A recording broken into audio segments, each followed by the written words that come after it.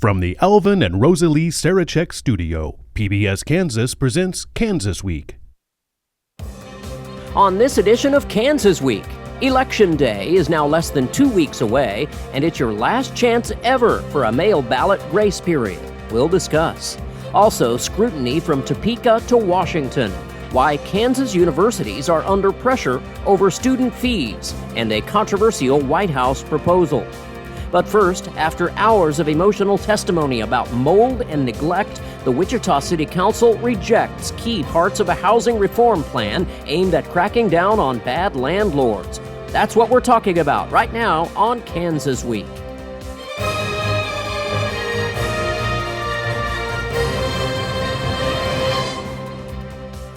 Hello and welcome to Kansas Week. I'm Jared Cerullo. After hours of emotional public comment, the Wichita City Council this week rejected two of the most controversial portions of a sweeping housing reform package Tuesday.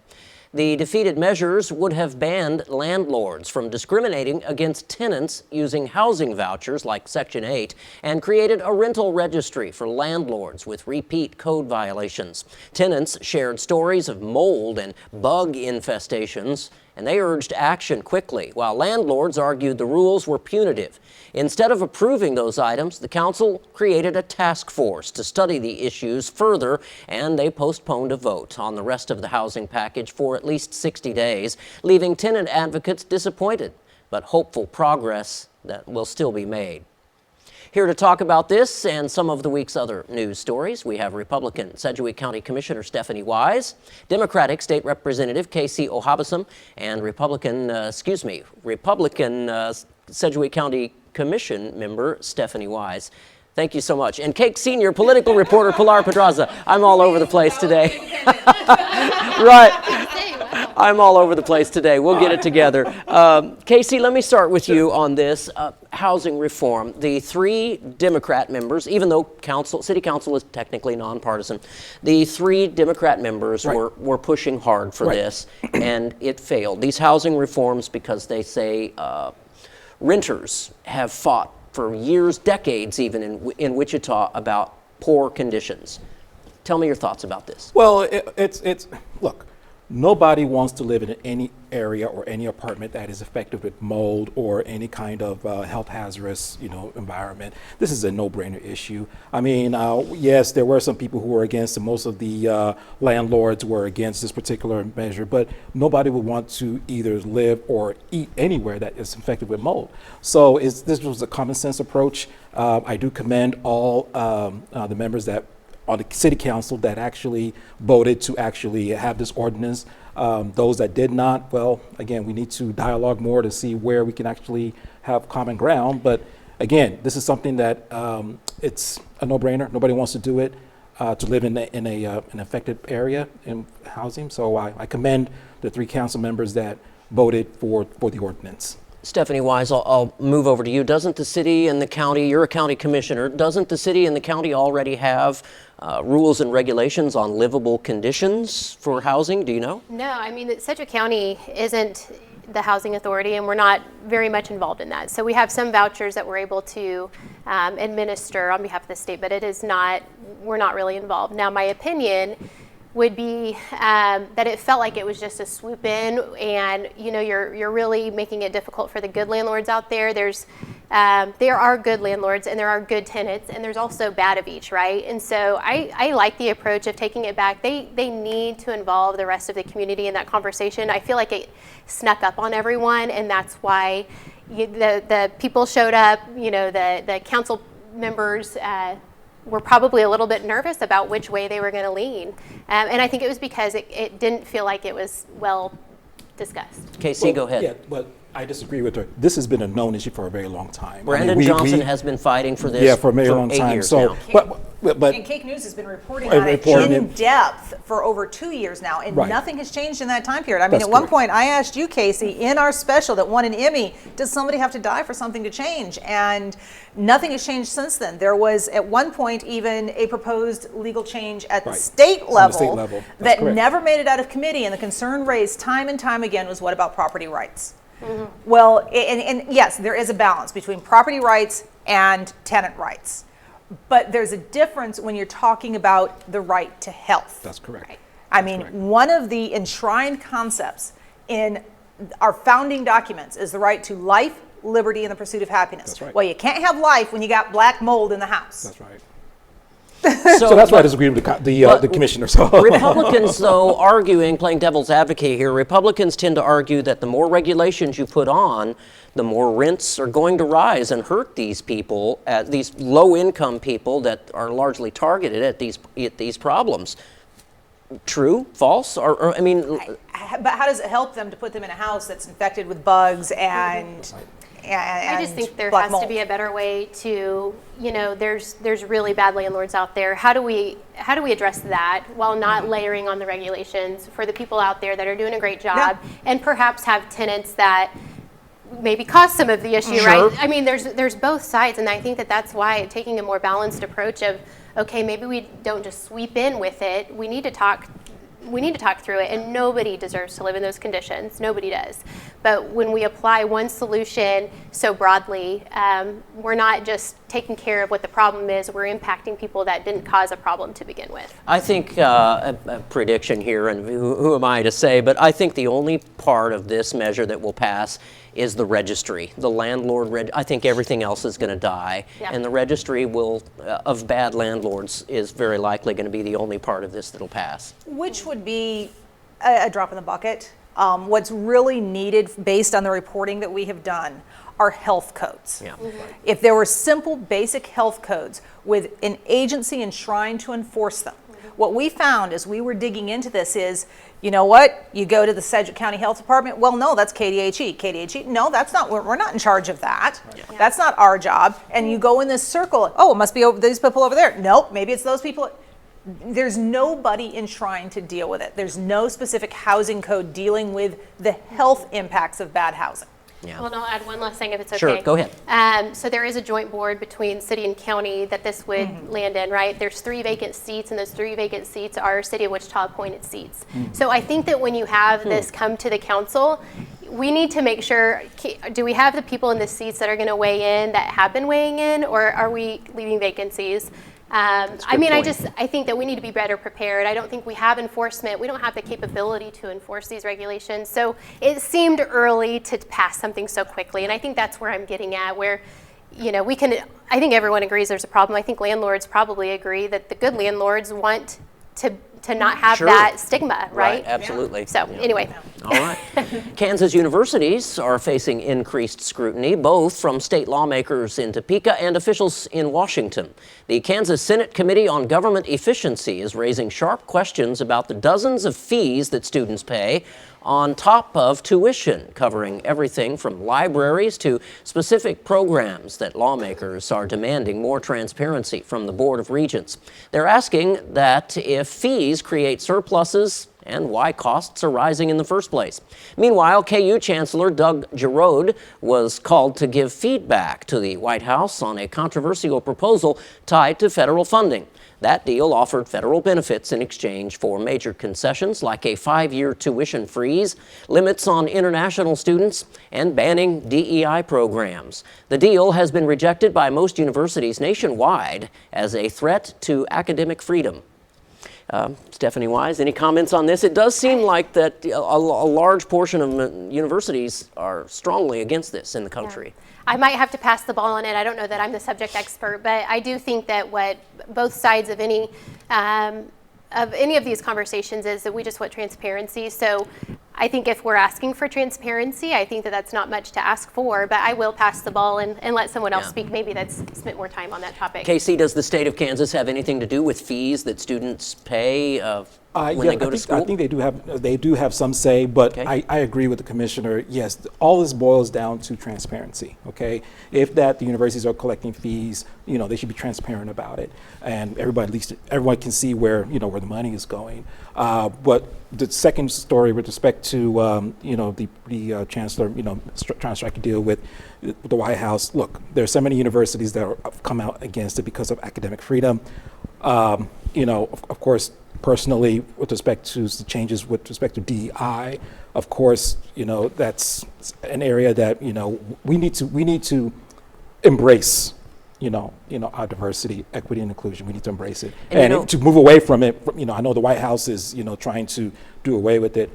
I think is a huge mistake. Understood. I find it interesting that the White House is asking them to stop or lower the number of international students they have at a time when many places are seeing falling or stagnant enrollment, and they're propping up the finances with international students. You lose those international students, they lose that funding that they need, which means they're going to have to charge American students, in-state students, more money to get that college education.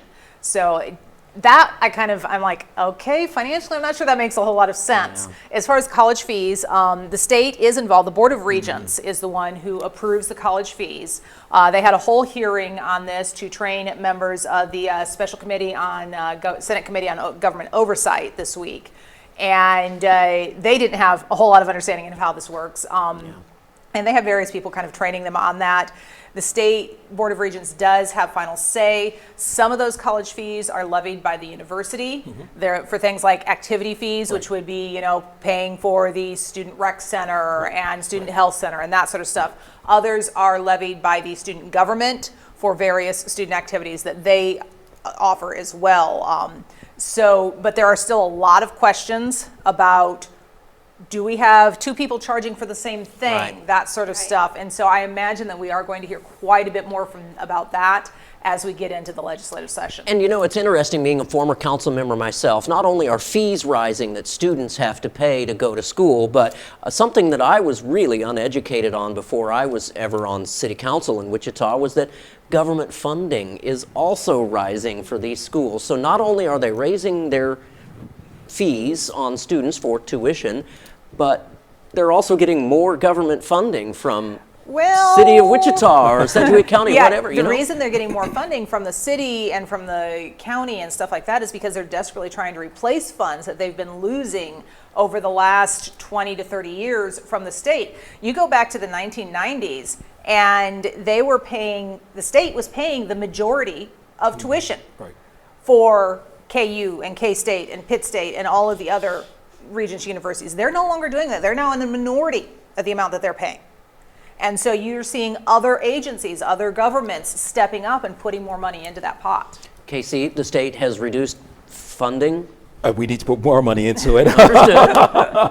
and she's absolutely right. We on the state level, we definitely need to continue to fund higher education. We actually, state of Kansas, we actually do a good job in terms of marketing our universities to the international world, and we need to bring in talent, into this place, to utilize our universities. So I just to go back as well, again, we also need transparency as well. Yeah, so that's the bottom line. We'll move on to the next story with the November 4th general election, less than 2 weeks away now. Kansas' top election official is urging voters to be prepared.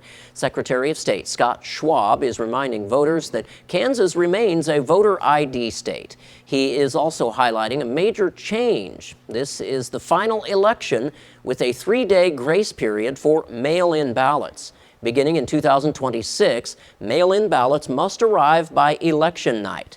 Citing the current government shutdown, Schwab is urging voters to avoid mailing ballots altogether through the post office and instead use secure county drop boxes.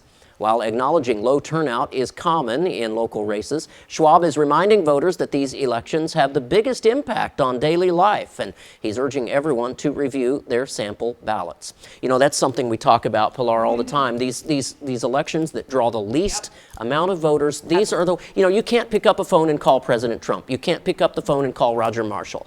You can pick up your phone and call Mike Hoheisel and Brandon Johnson and Lily Wu. Yep. Hopefully they'll return your phone call. But these are the elections that impact our daily lives the most. Streets, water, clean parks. And it's something that both as a teacher and as a journalist I've preached for decades.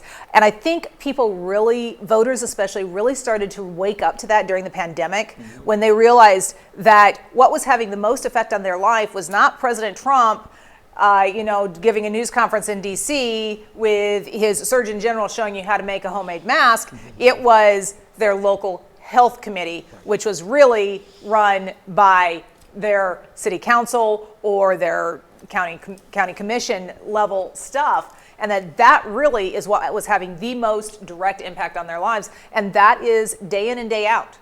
You know, I always say that politics runs everything in our lives, whether we want to believe it or not. The number of people who tell me, politics is boring, it doesn't affect me. It affects everything, from the roads we drive on to the clothes we wear, the makeup on our faces, for those of us who wear that, the glasses. Everything is impacted by politics at one level or another. Casey, mail-in ballots, the topic of the story here. Is the state going in the right direction with mail-in ballots? No, it's not, because you cannot actually penalize someone who actually had voted, but voted by mail, placed their ballot in the mail a day before the election day, and just because it came after the election deadline, therefore it shouldn't count. I think is a wrong mistake. I think that if it gets challenged in court, I think that it would be ruled unconstitutional because it will actually violate the equal protection law on the equal protection clause in our Constitution. Where do we draw the line, though? I mean, I realize that technology has changed the way we vote completely, and technology is a good thing in some cases, but where do we draw the line in I mailed my ballot, but it got stuck in the mail and it didn't arrive until 7 days later? A bipartisan group of state lawmakers decided the line was 3 days. And they decided that, what was it, 10, 15 years ago? 15 years ago, that's right. Because of a problem with the post office delivering mail-in ballots appropriately. Now, shortly before they decided to end that 3-day grace period, they passed another law that says that I, as an individual, cannot collect more than 10 mail-in ballots from friends and family to take in, which just makes it that much harder for somebody who's housebound to get their mail-in ballot turned in on time. They're not supposed to mail it. Okay, well, maybe my friend up next door, or my granddaughter when she comes to visit, or whatever, will deliver it for me. Oh, but that person has already done their 10. Now what? Yeah. But that brought up, Stephanie, problems with ballot harvesting, with organized groups, political action committees, gathering people and going to people and telling them to vote this way or one way or the other, and then gathering all those ballots and taking them all at the same time. And as someone who now gets to sit and verify those votes, I also get to see the votes that aren't counted because filling out the forms wrong, signing the wrong ballot on behalf of their husband, and the wife signs the wrong one, and so I get to see how many votes don't count. So I would just agree that in person is always better. Making an event, I think that we're trying to be as accommodating as possible with any offering of mail-in. But I think that you're right. Like, what's the right number, or what's enough, right? And if there's so much controversy or questions about it, should we eliminate mail altogether? And I don't think that we don't want to do that, right? We want everyone to have the opportunity to vote, but we have to have. It's just like parenting. Rules are good, right? And enforcement's good, and accountability is good. We need to recognize Election Day. Everybody knows it's coming every single year. Plan for it. We can't, especially this year, depend on our mail service as timely as maybe it once was. So I would just encourage people to make time, get out and vote. I'm going to do it in person. I always do it in person. I've never mailed in. I get to see the ones that don't count, and it makes me really sad. Yeah. Go ahead, Casey, quickly. Well, yeah, with respect to, should we get rid of, mail-in ballots? Sure. What about those that actually don't live in the state? Those college students. Military, for That's a good point. That's the problem right there. I strongly believe that, if you cast your vote on or before Election Day, and you put it into the mail, if it's time-stamped, it should be counted. I mean, yes, it takes, now it takes more than 3 days to get to the election office, but at least we are actually guaranteeing that your civil liberty, your civil right is actually, not violated. Right, all right. Kansas water officials are pushing to change a rule that they say is actually incentivizing water waste. The Department of Agriculture wants to modify how local conservation groups calculate water allotments for landowners. Right now, a farmer's historic water use is the key factor, but that's leading some officials to say deliberately over-pump just to secure a larger allocation later. The proposed change would remove that metric altogether, instead considering a landowner's history of conservation. Lawmakers will take up the issue in January. Casey, let me start with you. There's always been an argument, a fight between Wichita or the more urban areas and agricultural areas over water in this state. That's correct. And yeah, we have to do all that we can on the state level to make sure that, we are protecting, our, water supply here in our state. That's something that definitely we're going to take a look at come the next session with respect to the water, conservation. Yeah. All right. Pilar, Well, go ahead. Our state, if you look at the Ogallala Aquifer, 10 to 15 years is what's left. 10 to 15 years, because we've overpumped it for so many years. We are in desperate needs of conserving water, of recharging that aquifer somehow. Now, we've managed to recharge the aquifers here in the Wichita area fairly well. We've got to figure out a way to reproduce that out west. Some of that may come down to the types of crops, that farmers are planting. Move away from the water-intensive crops into more dry, hardy crops that will withstand the drier weather out there. Some of that, possibly conservation, but one of the things that they've been doing is they've had these LEMAs, local enhanced management areas, which is a voluntary group. They work together, they consider a number of different things. They take your 5-year average and say, okay, this is your 5-year average, so this is how much you can have each year, that sort of thing. And one of the key factors in that is how much the farmer has used historically. And so the Department of Agriculture, when they were talking with the lawmakers this week, was like, you go out to western Kansas, it's not harvest season, it's not planting season, and you'll see them out there with an empty field pumping out water. And you ask them why, and they'll say it's because I've got to keep my average use up. And that's what they're wanting to end. Yeah, that's... in their words, it's a waste of water. Yeah, interesting. It's very interesting. Water is something that I talk about in my district a lot. As you know, I have the western side of Sedgwick County, so a lot of the rural areas and a lot of the farming community. And, it's something that as someone who doesn't like a whole lot of regulation, it's something that, we need responsibility here, and we need to understand what our water situation is and how to be, stewards of this natural resource that we need to protect.